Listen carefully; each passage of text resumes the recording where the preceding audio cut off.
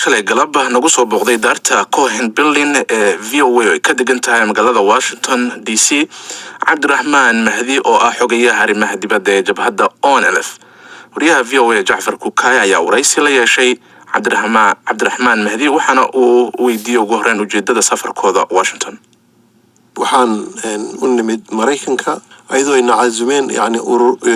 hay'ad caalami ah oo muxuu ahaa mucaaradka jabhadaha Itoobiya iyo human rights iyo aqoonyaha Itoobiya cazumtay bal sida looga hadlo xaaladda guud ee Itoobiya meesha maraysa iyo xal wuxuu noqon karo mustaqbalka maadaama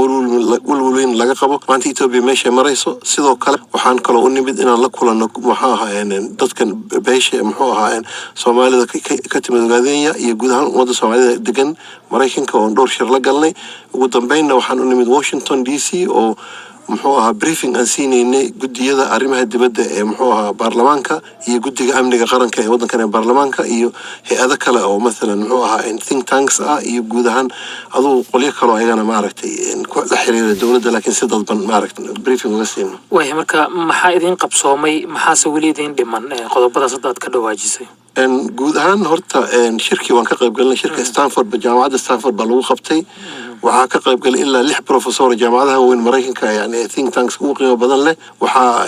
kaloo ka qayb galay mucaaradka Itoobiya iyo jabhadaha Itoobiya maaragtay ka halgama waxaa kaloo ka qayb galay ururada human rights sida Human Rights Watch iyo kuwa kale loo kala marka shir ballaaran buu ahaa runtii kaalin fiican oo ka qaadanay mowqifkeena guud ahaan saan oo arrin Itoobiya xal lagu gaari karna waan ka jeedinay asaasankii ururkan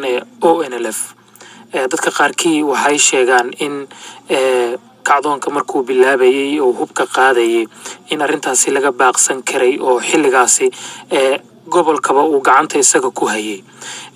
22 sano kadib markii aad kacdoonkan bilowdeen maxaa idin qabsoomay maxaad soo kordhiseen horta waa su'aal fiican weeye ururkan waagu bilaabanay wuxuu bilowday duruufta ummadda Soomaaliyeed oo guud ba dagaalkan imaarati gashay oo 700 ilaa 800 xoog caalami la dagaalamay marka waxay qasab noqotay dawladda Soomaaliyeed maadaama ay ku burburtay kuna fashilantay oo runtii dib badan ka soo gaaray raayul caalamka marka in dadkii localka ah inay marka xabada qaadaan ay qadida la wareegaan taas oo aan ku dhalatay xilligii kala guurka 91kii Tigreega maadaama jabhada saaxiib ahayn oo aan xamar wada joogi jirno naqaanay markii noo fargareen peace waan aqbalnay وانا دسنay maamul fiican oo Soomaaliyeed dhisnay oo baarlamaankiisa leh oo af Soomaaliga baan qornay oo iskuuladii ku bilownay yani maamul dhameystiran baan dhisnay laakiin nasiib darro waxa dhacday markii ay xoogeysteen oo ay wada heleen waxay dabcan in xisbiye kala abuuraan ugu bedelaan waxayna noo arkeen dad bisil oo qadiyada aaminsan oo waxay doonayaan inay yaqaan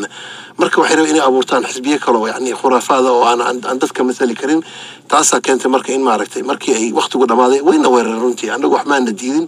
annagu wafdi u fadhina anigu goday baan fadhiyay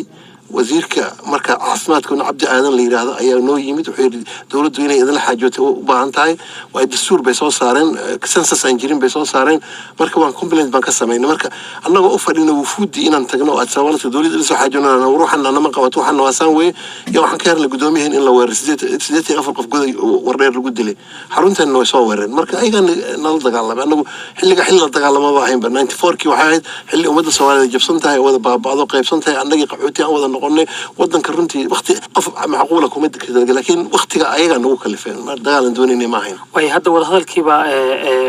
dib loogu soo laabtay baa leeyahay mar wada hadal baa idin socday idinka Itoobiya halkeebuu maraya wada hadalkaasi ma istaagay wali ma socdaa bal warbixin kooban naga sii horta dalkeena maanta meesha marayso kulli wad la socotaan oo waxa tiin wariyaal ka hadda korna VOA warbixin baan ka siiyana gudigii wada hadalka Xasan iyo aniga labadeena waxaan ahayn wafdigan kamid ah gudigii madax baan u ahaa wada hadalkaas runtii development badan buu sameeyay waxaan isla diyaarinay Itoobiya ajandii laga wada hadli lahaa waxaan ku heshiinay muxuu ahaa xilliyada la wada hadli lahaa laakiin markii wada hadalka bilowgiisa la yimid bashuruudo keenan shuruudahaas dhowr goor xal baan u helnay oo waxna dhaxaynay dawladda Kenya iyo khubaro ka socotay dalalka Swiss-ka iyo Ingiriiska oo muxuu ahaa gacan siinay